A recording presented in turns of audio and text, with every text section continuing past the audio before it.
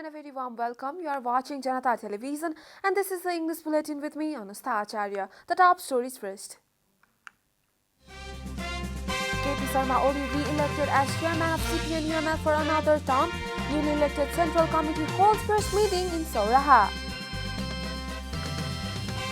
RPP General Convention to kick off today. The Unity Convention will elect a single person to lead the party. Government warns of blacklisting manpower companies. Action will be taken against companies that do not fulfill contractual agreement. UN Agency for Palestinian Refugees faces funding crisis. The agency raised donations enough to cover only 48% of its budget.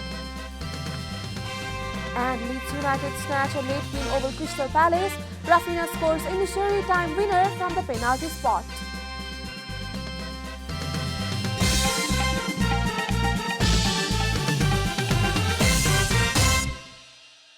And now the news in detail.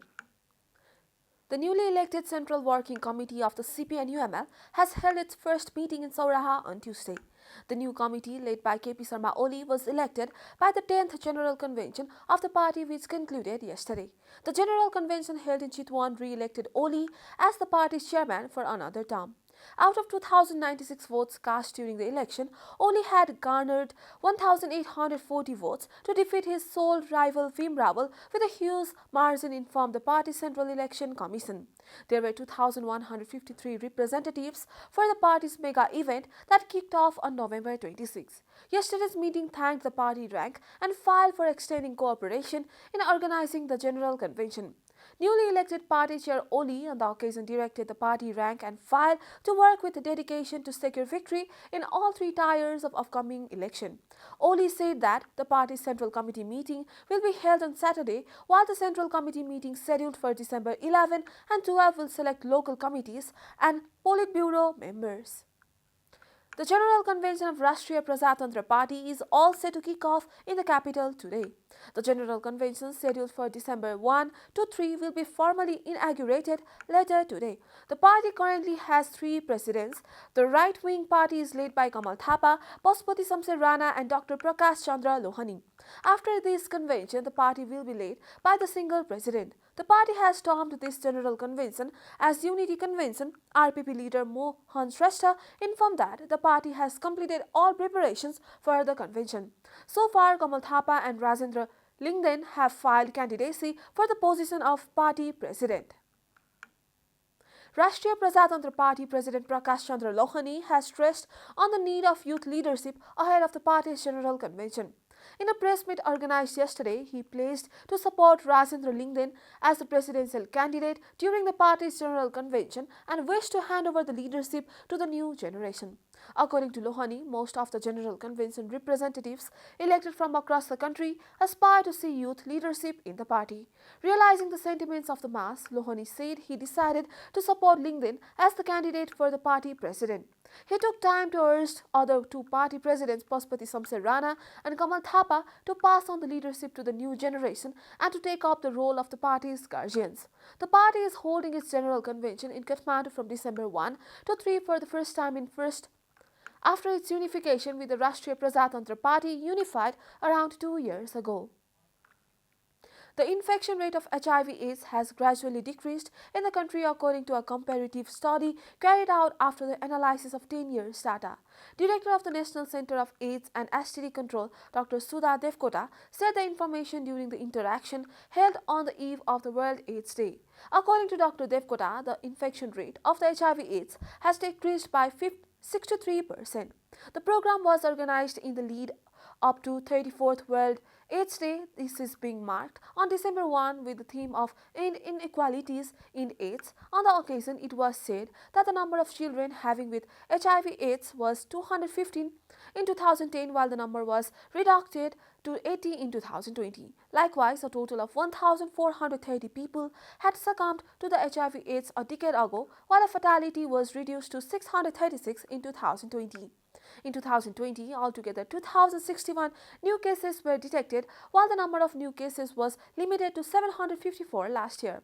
The center has urged that the HIV infection in the country is gradually decreasing due to regular treatment, care and support program.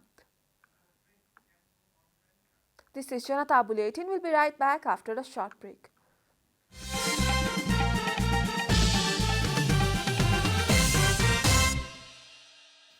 Welcome back after the break. We continue with other national news. The government yesterday confirmed 245 new cases of coronavirus across the country. Following the latest round of tests, the total cases of coronavirus in the country have climbed to 821,366. According to the Ministry of Health and Population, altogether 802,389 infected persons have recovered from the disease in the country. The death toll from coronavirus has climbed to 11,526 after the virus claimed 2 more lives yesterday. Nepal is currently among top 47 countries that have been most affected by the pandemic. The USA tops the list with over 49.42 million confirmed cases, followed by India with over 34.59 million cases. Coronavirus has infected more than 263.01 million people across the world and claimed over 5.23 million lives. The government has decided to take necessary precaution to prevent the entry of Omicron variant of COVID-19. The cabinet meeting held on November 29 issued an order regarding the travel management of passengers coming to Nepal from countries where Omicron was being detected. The World Health Organization has warned that the new variant could spread rapidly and cause serious infection. The new variant has been detected in South Africa, Australia, Belgium, Germany, Hong Kong, and Netherlands and the United Kingdom. Arrangements have been made for passengers coming from countries with reported cases of the variant to undergo tests at Tribhuvan International Airport and to be kept in hotel quarantine, according to government spokesperson Gyanendra Bahadur Karki. And now the news from economic front.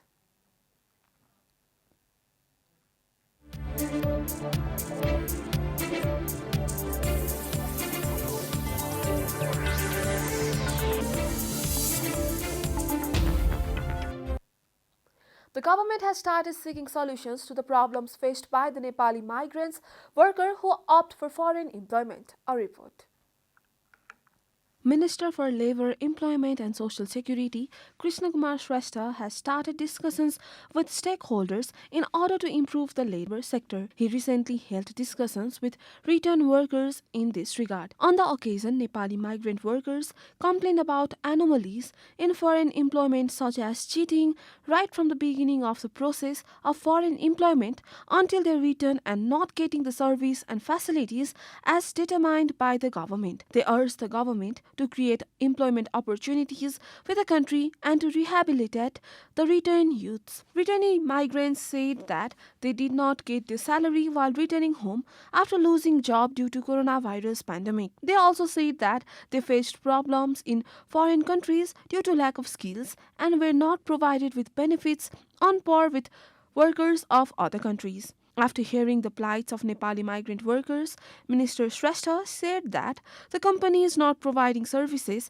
and facilities as per the agreement would be blacklisted and Nepali workers would not be sent through such companies. He added that the ministry has been preparing work procedure to reintegrate the returnee migrants. Now the international news. The head of the United Nations Agency for Palestinian Refugees has said it was unable to pay its 28,000 employees on time this month because of a major funding crisis, warning of potential cuts in vital services to millions of people amid a global pandemic. UNRWA runs schools, clinic and food distribution programs for millions of registered Palestinian refugees across the Middle East, mainly the descendants of Palestinians who were forcibly displaced from their towns and villages in what is now Israel in the run-up to its establishment in 1948. The 5.7 million refugees mostly live in camps that have been transformed into built-up but often improvised residential areas in the Israeli-occupied West Bank, East Jerusalem and Gaza Strip, as well as Jordan, Syria and Lebanon. UNRWA head Philip Lazzarini told reporters in Jordan on Tuesday that the resumption of United States support for the agency this year, which had been halted by the Trump administration, was offset by the reduction in funding by other donors. You are watching Janata Bulletin, and now the latest from the world of sports.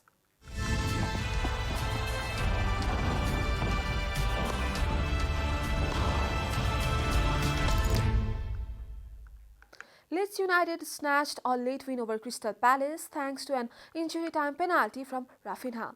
The hosts were awarded a 91st minute penalty when Eagles defender Mark Guehi has adjusted to have handed a ball, with a division confirmed after a video assistance referee checked and referee Kevin Friend watching the incident on the pitch off side screen. Palace should have taken the lead when it was goalless, but Christian Benteke headed wide from aside the next yard board. Benteke also had another chance late on when he got his foot to a long ball forward, but Leeds goalkeeper Ilan Meslier managed to gather the ball just before it crossed the goal line. Leeds' win was only their fourth in the Premier League this season and moved them up to the 17th to 15th. Rafinha's very important hand to score that goal, he needed a lot of character, personality and courage. He got us the 3 points, said Leeds boss Marcelo Bielsa. We are at the end of Janata Bulletin and the headlines once again. Only re-elected as chairman of CPN UML for another term. Newly elected Central Committee holds first meeting in Sauraha. RPP General Convention to kick off today. The Unity Convention will elect a single person to lead the party. Government warns of blacklisting manpower companies. Action will be taken against companies that do not fulfill contractual agreement. UN Agency for Palestinian Refugees faces funding crisis. The agency raised donations enough to cover only 40% of its budget. And Leeds United snatched a late win over Crystal Palace. Rafinha scored injury time winner from the penalty shot.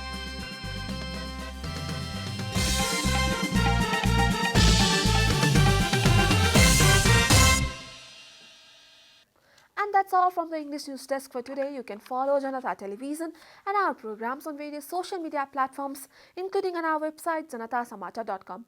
Keep watching Janata Television. Namaste.